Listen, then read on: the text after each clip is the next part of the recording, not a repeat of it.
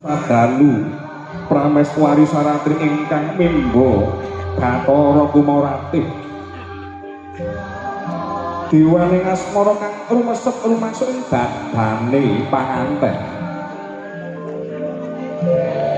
Nalika samana panganten ingkang sampun kadherekaken para panganti kakung putri Werda Muda Minulya lampah jejeg kanthi patrap lagu sajati nenuwun mring Gusti murih laku gesang minangka keluarga kang utama.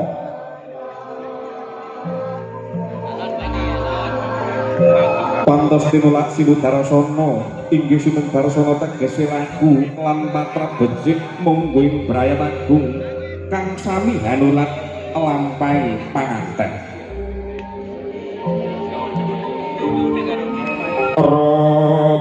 Sidem permanem tentrem tanana sadawaning walet salisih kajawi swara pradangga mulya ing tawang-tawang wibawa agung mimbuhi sulistya warna karya sengseming dumadi.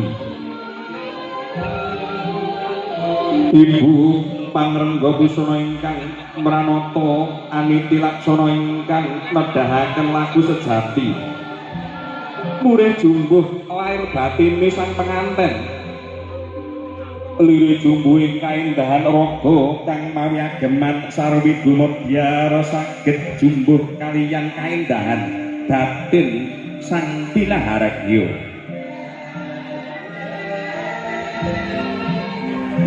Menika ingkang kawastanan lair batin sampun tetunggilan nyawiji ing pakarti ingkang weh pradawanipun kaliyan anak sengseming sasami katingal sapecak mangu sajangkah kendel pramila katingal kawibawanipun risang pinanganten putri Gendho Ayu Sindi Wahyu Agustin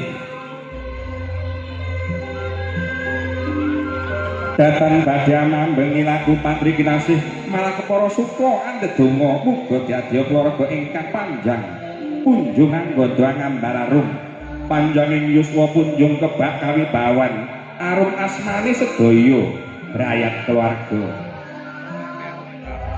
Para tamu kakung saha putri kang pinantus agunging makormatan wiji nuwun aja minangkanten putri Gendho Ayu